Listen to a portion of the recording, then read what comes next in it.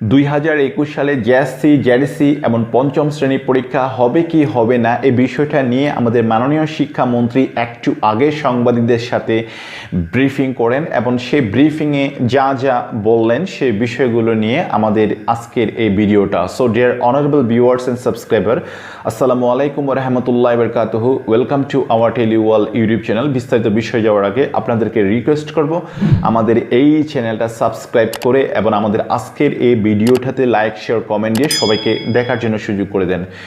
আমরা যদিও আগেও বলছিলাম যে আমাদের জেএসসি, জেডিসি এবং পঞ্চম শ্রেণীর যে সময় পরীক্ষা সেটা কেন্দ্রে যেভাবে আগে নেওয়া হতো সেভাবে আসলে নেওয়ার সময় যেটা দরকার সেই সময়টা এখন নেই। সো এটা একেবারে পরিষ্কার যে আমাদের সমাপনী পরীক্ষাগুলো কেন্দ্রে হবে না। এই বিষয়গুলো নিয়ে আমরা কিন্তু আগেও কথা বলছিলাম। ঠিক আমরা যেভাবে বলছিলাম আজকেও আমাদের মাননীয় শিক্ষামন্ত্রী একই কথা বললেন যে আমাদের আসন্ন যে 2021 সালে জেএসসি বা এবং জেডিসি পরীক্ষা নেওয়ার জন্য যে প্রিপারেশনটা প্রয়োজন সেটা আমাদের বোর্ডের এখন নেই বা সময়ও আমাদের তেমন নেই। সো আমাদের জেএসসি, জেডিসি পরীক্ষা কেন্দ্রে হবে না। তবে আমাদের জেএসসি, জেডিসি অর্থাৎ অষ্টম শ্রেণীর যে জেএসসি বা জেডিসি পরীক্ষাটা কেন্দ্রে যেভাবে হতো সেভাবে না হলেও আমাদের এই অষ্টম শ্রেণীর শিক্ষার্থীদের যে জেএসসি পরীক্ষাটার পরিবর্তে আমাদের যে বিদ্যালয়ে যে মূল্যায়নগুলো হয় বা বার্ষিক পরীক্ষা হয় সেইভাবে কিন্তু আমাদের বর্তমান 2021 সালে জেএসসি, জেডিসি পরীক্ষার্থীদের একটা মূল্যায়নের বা পরীক্ষার বা বার্ষিক পরীক্ষার মতো একটা নেওয়ার একটা নির্দেশনা হয়তো আসবে এবং সেভাবে হয়তো বা তাদেরকে পরবর্তী ক্লাসে অর্থাৎ নবম শ্রেণীতে প্রমোশন দেওয়া হবে।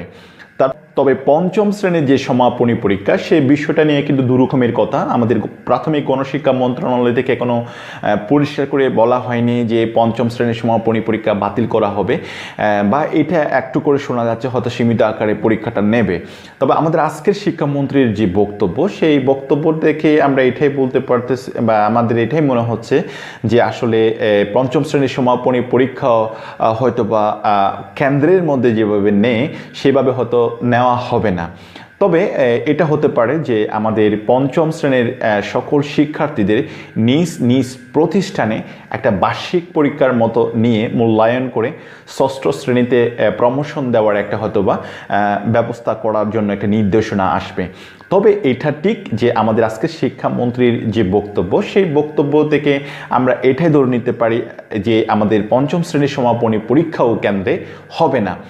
আমরা আরও পরিষ্কার হতে পারি যদি আমরা বর্তমান পরিস্থিতি বিশ্লেষণ করি। আমাদের করোনা যে পরিস্থিতি কোভিড-19-এর কারণে যে আমাদের সকলের মধ্যে যে একটা আতঙ্ক, আমাদের শিক্ষার্থীরাও যে এখন বর্তমানে স্কুলে যে নিয়মিত ক্লাসে আসতেছে তাও একটা এই বিষয়টা নিয়েও কিন্তু আমরা আতঙ্ক বা বিভিন্ন সময় শোনা যাচ্ছে এখানে এতজন শিক্ষার্থী করোনা আক্রান্ত হয়েছে, শিক্ষক আক্রান্ত হয়েছে বা শিক্ষার্থী মারা গেছে।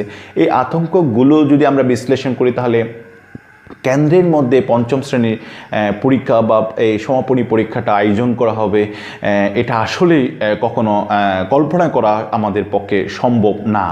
তাহলে আমরা এই বিষয়গুলো যদি আমরা বিচার বিশ্লেষণ করি তাহলে আমরা এটাই ধরে নিতে পারি যে আমাদের পঞ্চম শ্রেণীর সমাপনী পরীক্ষাও কিন্তু কেন্দ্রে হবে না। তবে হ্যাঁ, বার্ষিক পরীক্ষার মতো একটা ছোট মূল্যায়নের ব্যবস্থাপনা করে আমাদের পঞ্চম শ্রেণীর শিক্ষার্থীদের ষষ্ঠ শ্রেণীতে হয়তো প্রমোশনের একটা নির্দেশনা আসবে।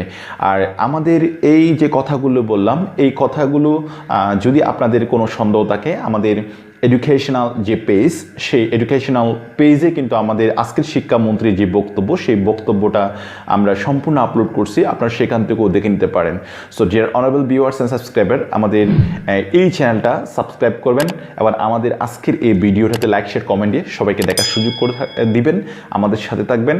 যে কোনো এডুকেশনাল ইনফরমেশন আমরা আপনাদের কাছে খুব দ্রুত পৌঁছে দেওয়ার চেষ্টা করি এবং করব। So thank you so much. আসসালামু আলাইকুম রহমতুল্লাহ বরকাতুহু।